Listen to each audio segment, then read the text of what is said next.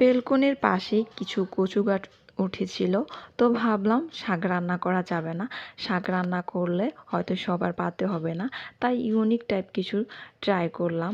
কিন্তু কি করব সেটাই মাথায় ধরছে না। তো ভাবলাম যে ভর্তা করি, ভর্তা করলে একটু হলেও সবাই খেতে পারবো। তো যে কথা সেই কাজ, ঝটপট কাটাকুটি শুরু করলাম। জানেন তো, একটা সময় ছিল বিয়ের আগে মা যখন কচু শাক কাটতে বলতো, মাকে মুখের উপর বলে দিতাম পারবো না, হাত চুলকাবে, নখ কালো হয়ে যাবে।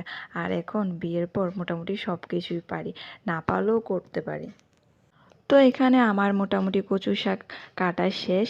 ভালোভাবে পরিষ্কার করে ধুয়ে নিয়েছি, সামান্য পরিমাণে একটু তেল দিয়ে কচু শাকগুলো কষিয়ে নিয়েছি। এটা আমি ফার্স্ট টাইম ট্রাই করছি, আর আপনারা ভালো করে জানেন যা আমি প্রথমবার করি আপনাদের মাঝে শেয়ার করি।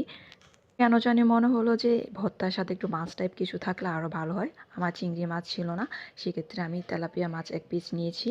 আর বাগারে দিয়েছি কাঁচামরিচ কুচি, শুকনো মরিচ কুচি, কালো জিরে আর রসুন কুচি, পেঁয়াজ কুচি।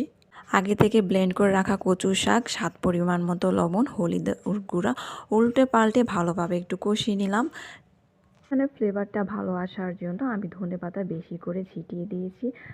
তারপর গরম গরম তুলে নিলাম। আর হ্যাঁ, ভালো লাগলে অবশ্যই বাসায় আপনারাও ট্রাই করবেন।